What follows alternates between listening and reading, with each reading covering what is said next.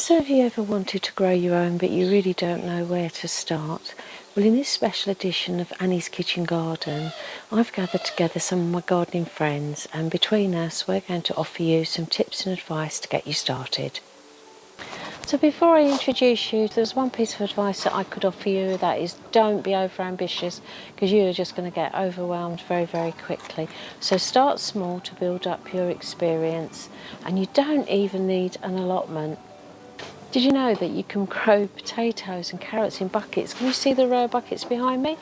They're all for potatoes, but if you've got a small balcony or a patio, then you could have a couple of buckets and you could have potatoes in one and carrots in another.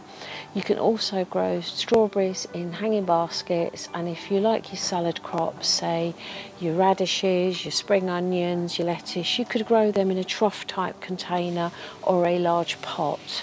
And if you do get an allotment, then my advice would be only grow what you and your family really enjoy, because there's absolutely no point in the first year growing rows of Brussels sprouts if nobody's going to eat them. So there'll always be time to experiment in the future, and if you're not feeling very confident at sowing seeds, then you can always pick up some starter plants from your local garden centre. They usually have a really good selection, so you'll probably find everything that you want in an instant, and it will get you started. You can get them planted up, and then you can start learning how to nurture them, how to water them and watch them grow. And finally, garden tools, they can be really, really expensive. You've got obviously entry-level type tools to very, very expensive, but if you actually search online, if you look at Marketplace or you visit local boot sales and garage sales, you can generally pick up some really good quality second-hand tools for minimum costs. So shall we get started? Hey, I'm Ali and I'm from the Right Pear Plot, and the lovely Annie over at Annie's Kitchen Garden has asked me to do a little video today to explain about growing mediums. So what are growing mediums? Well, simply put, anything you grow your plants in. So let's go through a few we use down here on the Right Pear Plot. Multi-purpose compost, peat-free option, peat option. My favourite, homemade compost. Your plants love it. Coconut coir. Again, comes in those hard blocks mixed with water. Another favourite that we're trying this year is worm castings. Another one the plants adore. Perlite, again, not to be used alone, but to mix in with some of the others, great for aeration. Finally, vermiculite, acts like a sponge, absorbs that moisture. Again, mix it in with some of the other options. Great. And that's it. That's what growing mediums are in simple terms. So I hope that helps a little. Take care, happy growing, keep smiling. Bye.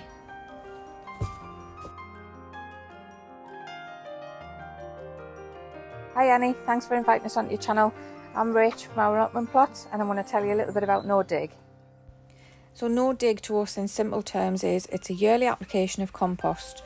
You always mulch the top of your soil or grass that you're going to be growing on first, and you've got to water any cardboard that you put down, also any other organic material that you would want to use.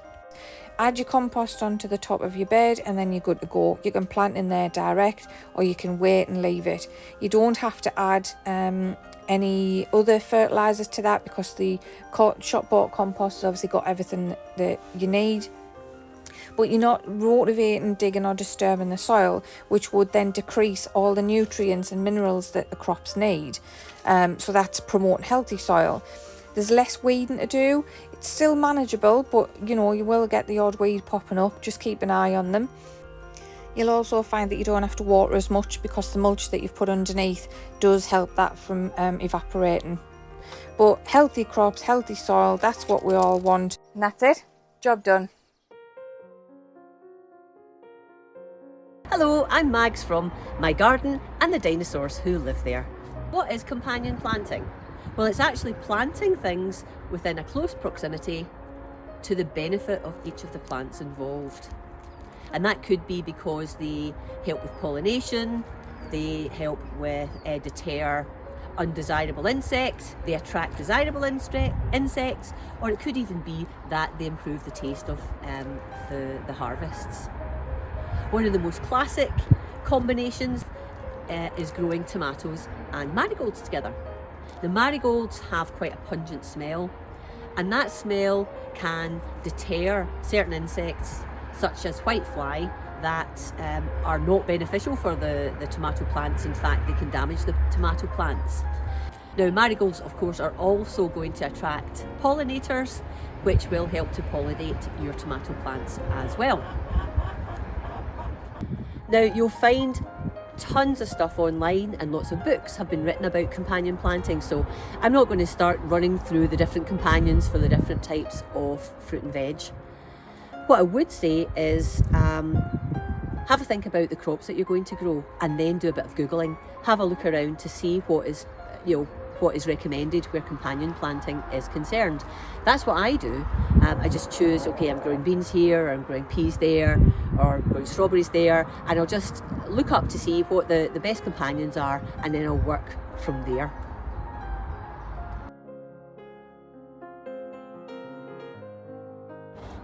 Hello Annie, and thank you for inviting me onto your channel.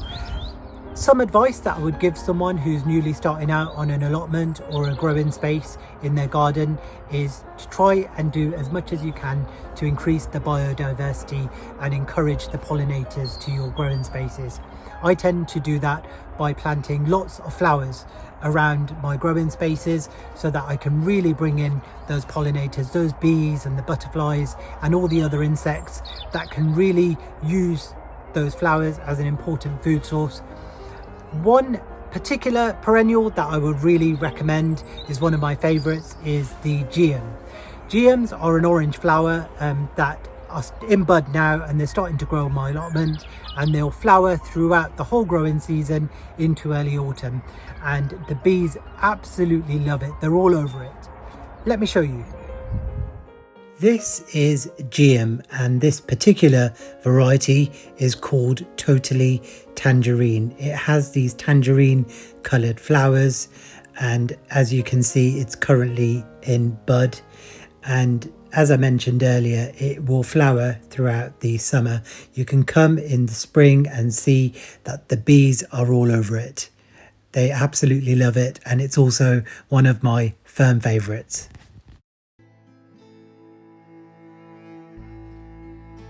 Thank you, Annie, for inviting me onto your channel. I'm Danny at the Grow Up channel, and today I'm going to be talking about how I conserve water on my allotment. So it's really important to conserve water in your garden or your allotment, and even if you're not using a water butt or a tank like this, by popping out your watering can just before it rains, collecting that goodness. You cannot beat rainwater for watering your plants. So not only do I use it to water my plants, I actually use it as well to hose things down, water the plants using a hose system that's off-grid, and also to clean the polytunnel as well by using like a Bosch pump.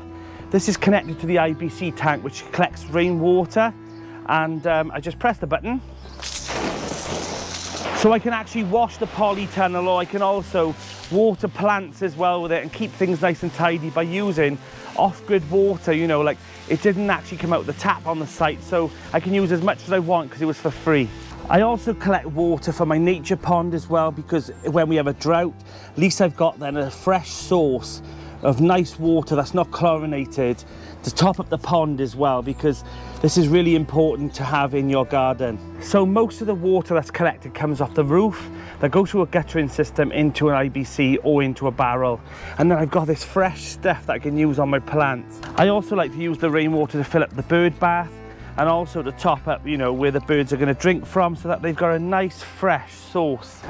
So I hope that's encouraged you to go out and start saving some actual rainwater to water your plants. Thanks so much, Annie, for having me on your channel.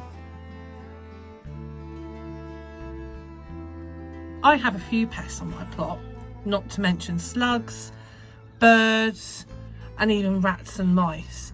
So there's a couple of things that you can do to help prevent them from eating your crops. There's nothing worse than coming to your plot, having planted up some nice new peppers or some tomatoes, and then you come back the following day and you find that they've completely been decimated.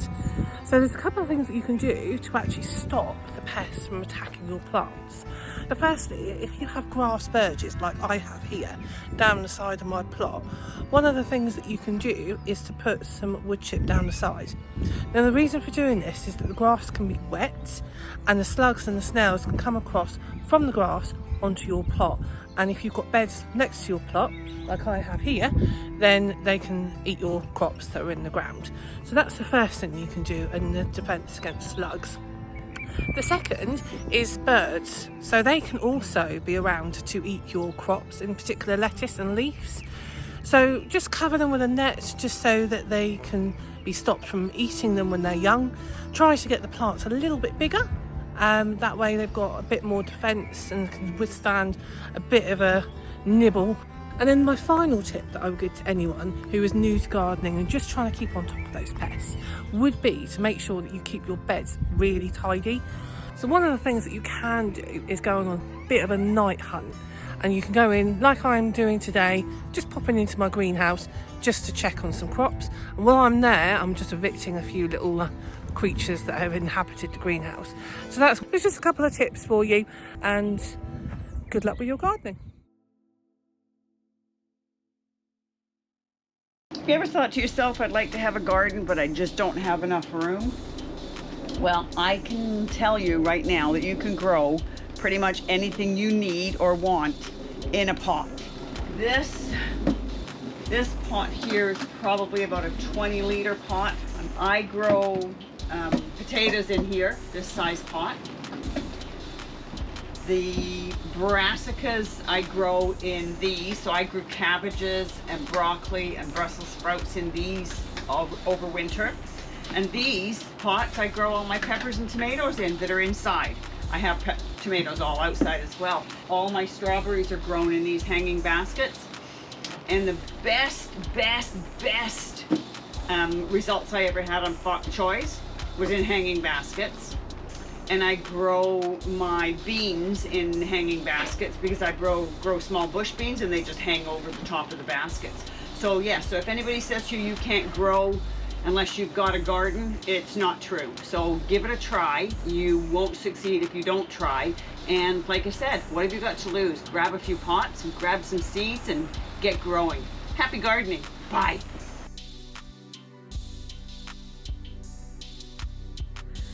Hi Annie, thank you for letting me collab on your video. I would like to talk about my soil maintenance for the year. So how I approach my beds is I set them up in a no-dig style, so I disturb the soil as little as I possibly can, and then once a year I add a layer of fresh compost, whether that's homemade compost or shop-bought compost, whatever I have available. I add a layer of that onto the bed I'm prepping.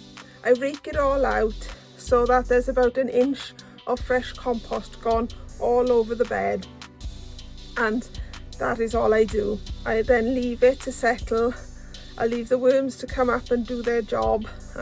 They will take all the nutrients and everything they want back into the soil for me, and then I just plant into that bed straight away, essentially.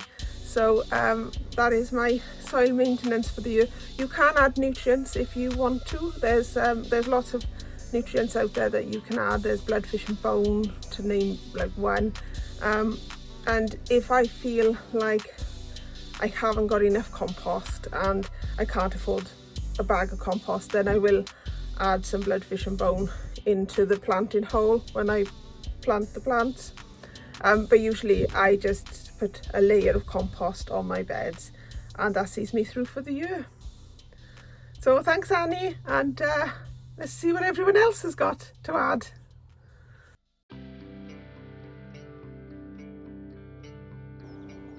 Hi, I'm Nick, and I just want to talk about compost. So this is a 220 litre Dalek, and what you do, remove the lid and just fill it full of all your kitchen scraps. You know, there's a list online of what you can add to a compost bin, and basically you just want to layer it, a bit of grass or a bit of nitrogen, and cardboard, paper, like carbon, and just layer it up each time. And you don't have to worry about the ratios too much. You just keep popping it in the top, and after about a year, maybe a year and a half, depending on how much stuff you're popping in, you can lift this little door and harvest what's at the bottom. And you can see that it's got wood lice and worms and stuff in there, but there's lots of bacteria and nematodes and protozoa and microarthropods, which are all getting to work on the materials, turn it into a lovely compost. So I'd advise anyone who wants to compost to get as big a bin as possible, or make a bigger bin as possible. Pallets are normally the quickest, cheapest way. 4 placed together can normally give you at least 1 metre by 1 metre by 1 metre, which is generally required to get your piles hot, if that's what you're aiming for. So compost is fantastic. Waste materials broken down, reused again, to grow beautiful, healthy plants, enrich the soil, to help it warm up in the spring, suppress the weeds, feed the soil life, improve the structure, and the list goes on. So I know starting out can be really daunting, but if you were to ask any of my gardening friends, they'll all tell you exactly the same, that they gained all their experience, as I did, through trial and error. So just give it a go. Sow that first seed and plant that first plant, and you'll gain lots of experience and confidence if you just do little and often and get to know your space. But above all, just enjoy the journey, because the rewards are absolutely wonderful. So I'd like to take this opportunity now just to thank all my guests, and if you want to learn more about them, go and see their channels, because each and every one of them are just so inspirational, and I'll put all their details in my description. So thank you for watching. If you've got any questions, please put them in the comments below, and don't forget to subscribe if you want more gardening tips, tricks and ideas. I'm Annie, and this is My Kitchen Garden.